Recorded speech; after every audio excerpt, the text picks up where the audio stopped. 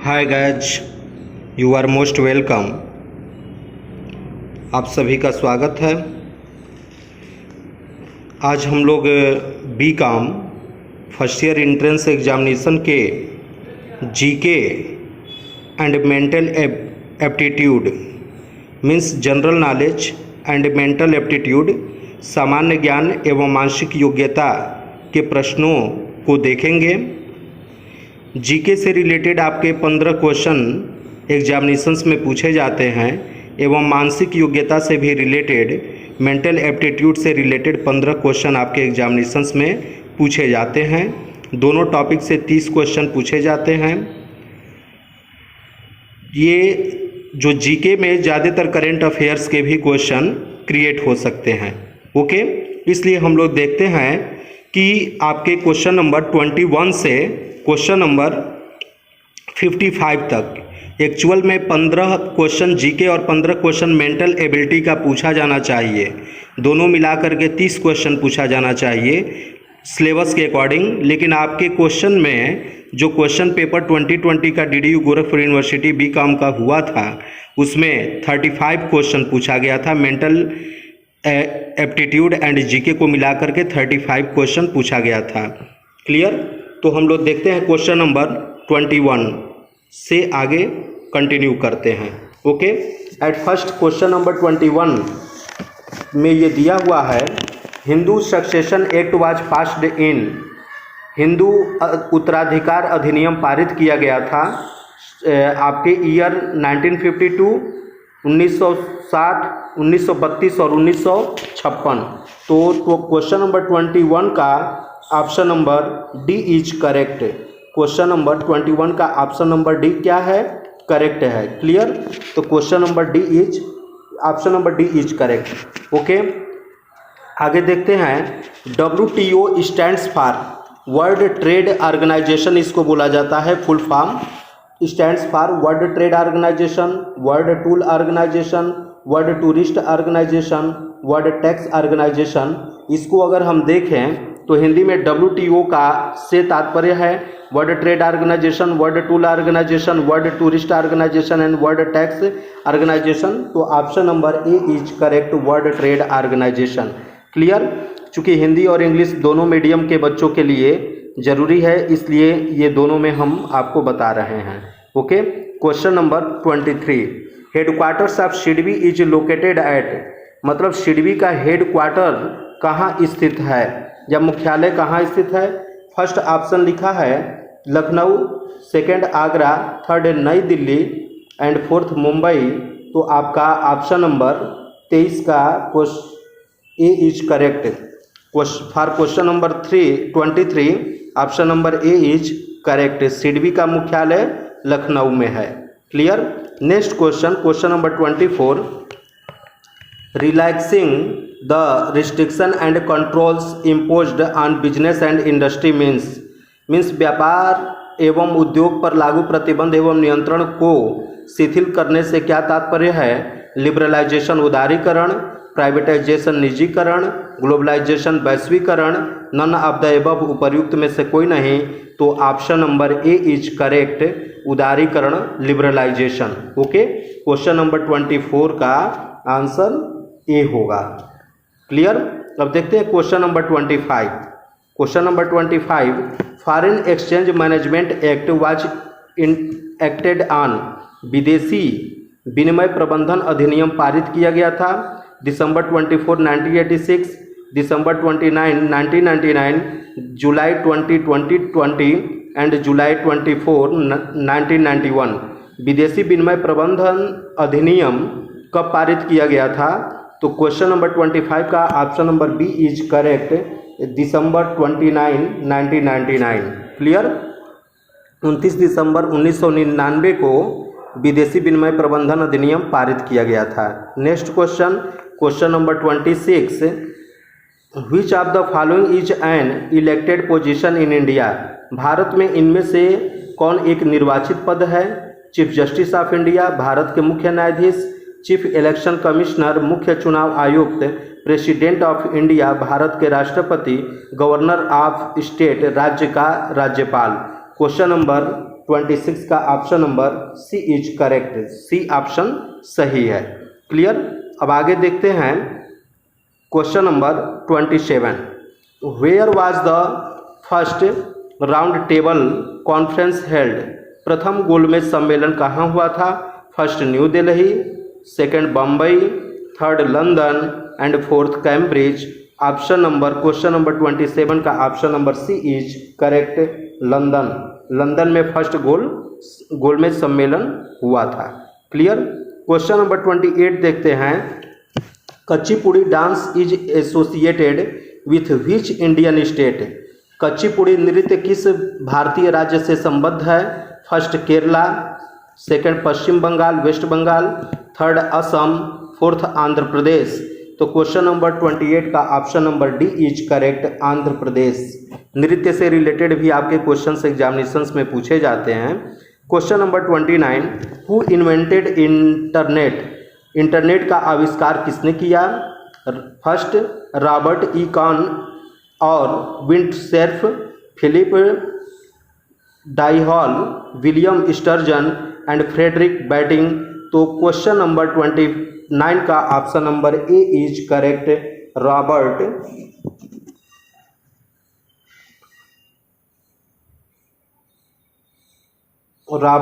ई Kahn, ये आपका जो है कि ये ऑप्शन क्वेश्चन नंबर 29 का ए सही है। क्वेश्चन नंबर 30 देखेंगे, उजाला स्कीम इज रिलेटेड टू, उजाला उज्ज्वला नहीं है, ये उजाला लिखा है। उजाला स्कीम इज रिलेटेड टू, उजाला योजना किससे संबंधित है? LED bulb distribution, LED bulb वितरण से, सोलर पैनल डिस्ट्रीब्यूशन, सौर पैनल वितरण से, LPG cylinder distribution, LPG cylinder वितरण से एंड पेंशन डिस्ट्रीब्यूशन, पेंशन वितरण से। तो उजाला जो है कि एलईडी बल्ब डिस्ट्रीब्यूशन से रिलेटेड है। क्लियर। तो क्वेश्चन नंबर 30 का option number A is correct. आप अपने माइंड में रखेंगे कि उजाला योजना पूछा जा रहा है तो एलईडी बल्ब को गवर्नमेंट ने कम दाम पे डिस्ट्रीब्यूट कराया था ताकि उससे बिजली का कम कंजप्शन हो सके और उसको कुछ हम अपने बिजली की सेविंग भी कर सकते हैं और पब्लिक का इनकम भी, चूँकि बिजली की इलेक्ट्रिसिटी की चार्जेस कम आएगी तो उसके भी जेब पे कम खर्च पड़ेगा। क्लियर। लेकिन मेरे भाई अगर उज्ज्वला योजना आ जाता है तो उज्ज्वला योजना के कंडीशन में आप एलपीजी सिलेंडर डिस्ट्रीब्यूशन को टिक करेंगे, एलपीजी सिलेंडर वितरण को आप टिक करेंगे उज्ज्वला की कंडीशन में। लेकिन उजाला की कंडीशन में आप क्या करेंगे कि उजाला की कंडीशन में एलईडी बल्ब वितरण को आप सही करेंगे। Clear. Next question, question number 31। Question number 31, the first royal person of to die from corona virus was from which country, पहला जो कोरोना वायरस से मरने वाला पहला शाही व्यक्ति कौन सा था? रॉयल मतलब शाही व्यक्ति किस देश का से था? फर्स्ट लिखा है Thailand, second Spain, third Sweden, fourth Saudi Arab.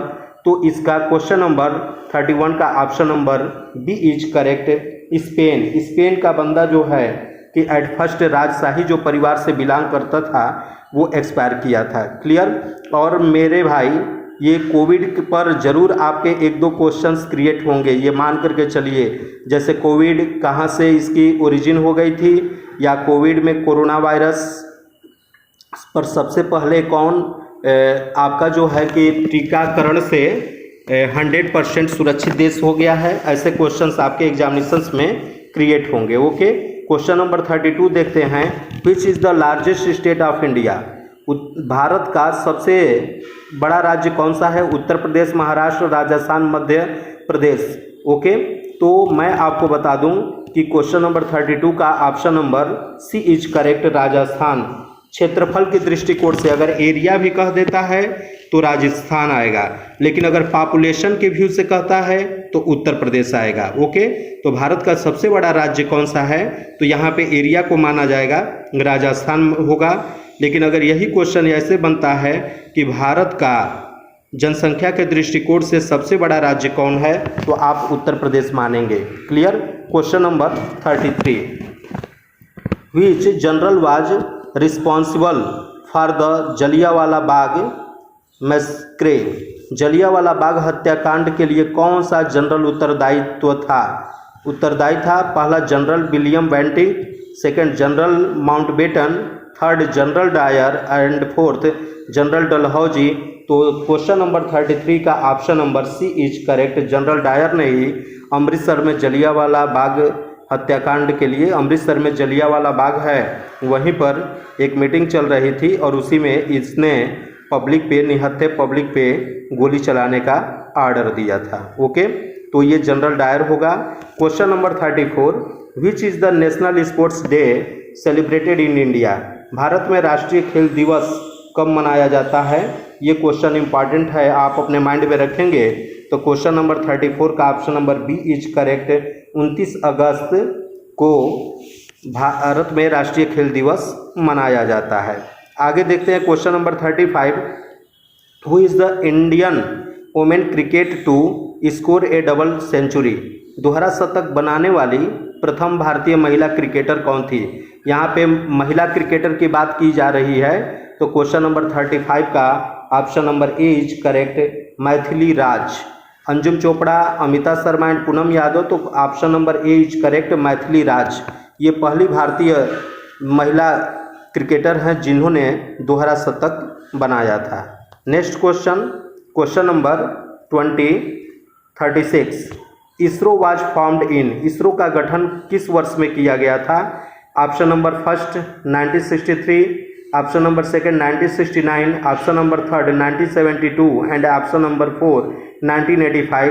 तो क्वेश्चन नंबर 36 का option number B is correct, 1969 में इसरो का गठन हुआ था। Question number 37, BC Roy award is given in the field of? BC Roy award किस क्षेत्र में दिया जाता है?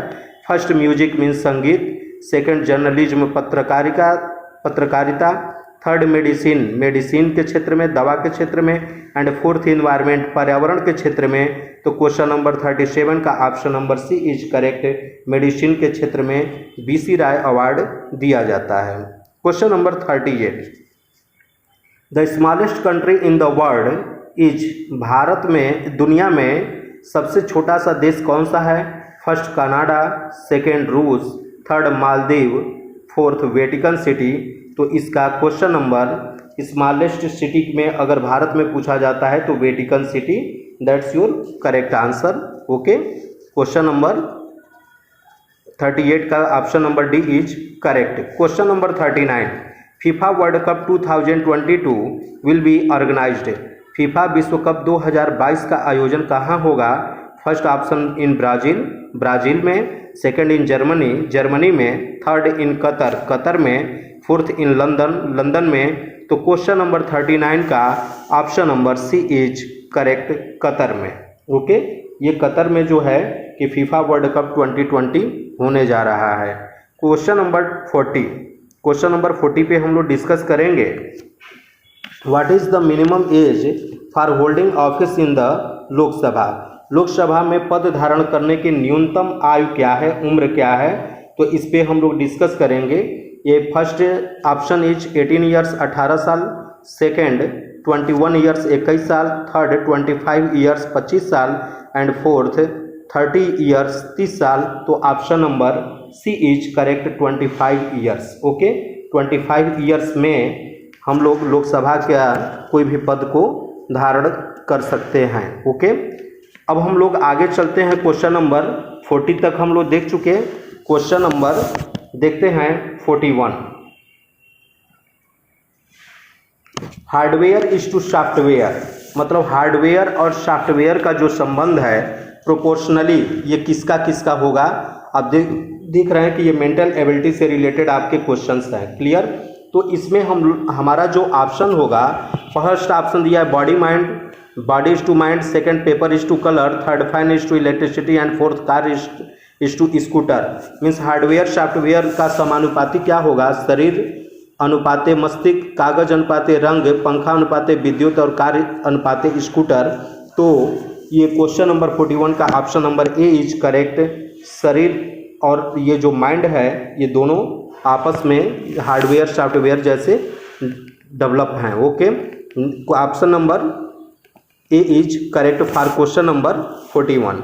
फॉर क्वेश्चन नंबर 42 आप लोगों को ये हम मेंटल एबिलिटी से रिलेटेड अलग भी कई प्रकार के वीडियो आपको प्रोवाइड कराएंगे, जिससे आपके बोर्ड एग्जामिनेशंस में या यूनिवर्सिटी के एग्जामिनेशंस में या वनडे एग्जामिनेशंस में मैक्सिमम क्वेश्चन आपको मिलेंगे। ओके, आगे देखते हैं question number 42। If swords are pencils battlefield would be, यदि तलवारें पेंसिलें हैं तो रणभूमि क्या होगी? First book, second ink, third paper, fourth eraser, पुस्तक, स्याही, कागज या रबर। तो क्वेश्चन नंबर 42 का option number C is correct, ये पेपर होगा, कागज। जिस तरीके से तलवार से रणभूमि में लड़ाई की जाती है उसी तरीके से आप पेंसिल से कागज पर ही लिखते हैं। ओके, अब आगे देखते हैं question number 43। Identify missing letter CFI question mark OL। इस अज्ञात अक्षर को पहचानना है, CFI दिया है, फिर क्वेश्चन मार्क है, OL दिया है। Option number A is T, B is P, C is R and D is N। तो क्वेश्चन नंबर 43 का option number C is correct, option number C correct होगा। मेंटल एबिलिटी का मैं बार बार बोल रहा हूं कि आपको अलग से क्लास में प्रोवाइड किया जाएगा। ओके, आगे देखते हैं question number 44। From the choice select the choice that gives that letters that can fill the blank in the given sequence. A dash AB dash BAA dash BB dash. अक्षरों का कौन सा समूह एक एक करके रिक्त स्थानों में रखे जाने से श्रेणी को पूर्ण करेगा? यह ऑप्शन दिया हुआ है। Option number A C triple B, B option number B A B A B, option number C A C C B, option number D B A C B। तो क्वेश्चन नंबर 44 का option number B is correct, option number B ये correct होगा। इसका हम solution एक अलग से video में आपको जरूर प्रोवाइड कराएंगे। Next question, question number 45। What comes next in A series. इस सीरीज में निम्न श्रेणी में अगला पद क्या होगा? BMO EQ EOQ HQS dash question mark. Option number A KSU, option number B LMN, option number C SOV, option number D SOW। तो क्वेश्चन नंबर 45 का option number A is correct, KSU ये जो option है ये correct है। आपके paper जो है कि हिंदी और इंग्लिश लैंग्वेज का सिर्फ एक ही में रहेगा, मतलब हिंदी का हिंदी में रहेगा, इंग्लिश का इंग्लिश में रहेगा।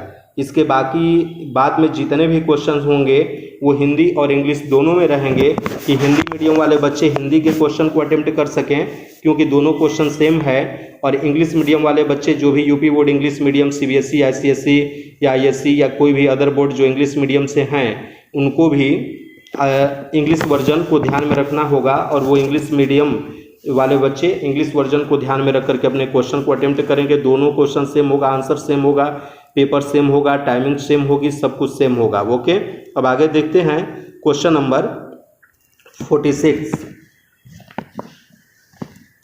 इन a certain language plant is coded as $, as the rate of 2 star, as the rate of C, and YIELD yield is coded as beta 64 as the rate of percentage, then how is delay coded in that language। आपको ये 4 options ये दिया हुआ है। एक निश्चित कूट भाषा में प्लांट को standard $, as the rate of 2 star and as the rate of C circle में डिनोट किया गया है, तो यील्ड को beta 64 as the rate of percentage में लिख दिया गया हो, तो उसी कूट भाषा में डिले किस शब्द में लिखा जाएगा? तो ये आपके 4 ऑप्शंस दिए हैं इस आपके क्वेश्चन नंबर 46 के अकॉर्डिंग। जो ये आपके 4 ऑप्शन दिए हैं, तो इस 4 ऑप्शन में 4 ऑप्शन में option number D is correct होगा। ऑप्शन नंबर D ये करेक्ट होगा। ये हम मेंटल एबिलिटी का अलग से क्लास में वीडियो में आपको प्रोवाइड कराएंगे, तो ये सब पूरे रीजन के साथ आपको बता दिया जाएगा। ओके, देखते हैं question number 47। If 5 2 3 4 stands for ring and 6109 stands for fast, then what does 095234 stands for. यदि 5 2 3 4 रिंग के लिए तथा 6 1 0 9 फास्ट के लिए है तो 0 9 5 2 3 4 किसके लिए होगा। ये आपका option A B C D करके दिया है, strong, spring, string and sting, ये ऑप्शन दिया है।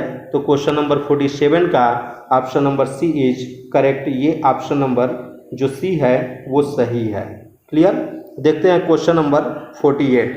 If Meena starts from point A and walks 5 kilometre, then turn left and walk 4 kilometre towards the north, turn left again and walk 3 kilometre, which choice mention the direction in which Meena is going at end.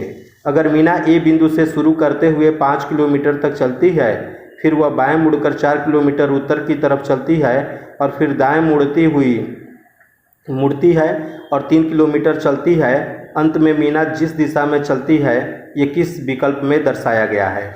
Option number A west पश्चिम, option number B north उत्तर, option number C south दक्षिण and option number D east पूरब। तो question number 48 का option number A is correct. ये west हो जाएगा, पश्चिम की तरफ जाएगी। क्वेश्चन नंबर 49 4 9 25 49 121 169 डैश ये दिया हुआ है। इसके अगला फिगर क्या होगा। Option number A 324, option number B 289, option number C 225 and option number D 196। तो option number B is correct 289। Okay. Question number 50 how many meaningful word can be written from the alphabet ARILT if alphabet is not repeated in a word. प्रत्येक शब्द में प्रत्येक अक्षर का केवल एक बार प्रयोग करते हुए अक्षरों ARILT से अंग्रेजी के कितने अर्थपूर्ण शब्द बनाए जा सकते हैं। ऑप्शन नंबर ए कोई नहीं means not possible, option number B 1 एक, option number C 2 means 2 and option number 3 means 3। ये आपके क्वेश्चन नंबर 50 का option number A is correct. Okay. Option number question number 50 का option number C option number C is correct होगा। ये इससे 2 हमारे word बनेंगे। क्लियर। तो आपका ये नहीं है, ये आपका सी, इससे 2 वर्ड हमारे बनेंगे। इसका रीजन हम आपको अलग से प्रोवाइड कराएंगे। पूरा डिटेल मेंटल एबिलिटी का भी क्वेश्चन आपको सॉल्व कराया जाएगा। ओके। देखते हैं question number 51। Okay. The value of 0.09 into 0.04 divided by 1.8 is. आपको ये कैलकुलेट करना होगा और इसका ऑप्शन दिया है आंसर में A 0.2, option number B 0.02, option number C 0.002, option number D 2। तो क्वेश्चन नंबर 51 का option number C is correct. ये ऑप्शन नंबर सी आपका करेक्ट होगा। क्लियर। अब देखते हैं क्वेश्चन नंबर 52। क्वेश्चन नंबर 52 में distributing ₹5880 among A, B and C in the ratio of 3:6:5 the share of B will be। ₹5880 को A, B तथा C में 3:6:5 के अनुपात में बांटने पर B का कितना हिस्सा होगा। तो इस क्वेश्चन को करने के लिए आप जैसे ये तीनों को जोड़ लेंगे, 3 6 9 5 14 हो गया और B का हिस्सा आपका 6 है। अब आप क्या करेंगे, ये जो आपकी अमाउंट दी हुई है 5880 इंटू 6 कर लेंगे एंड अपान 14 कर देंगे, तो वही आपका बी का ऑप्शन हो जाएगा। तो option number B is correct. 2520 रुपये आएगा। Question number 53 how many prime number figures between 1 and 50। 1 से 1 और 50 के बीच कितनी अभाज्य संख्याएं आती हैं। तो option number A 17, option number B 15, option number C 14 and option number D 16। तो क्वेश्चन नंबर 53 का option number B is correct. 15 जो है कि ये संख्याएं आपकी होंगी 1 से 50 के बीच में आपकी अभाज्य संख्याएं होंगी। क्लियर। अब आगे देखते हैं क्वेश्चन नंबर 54।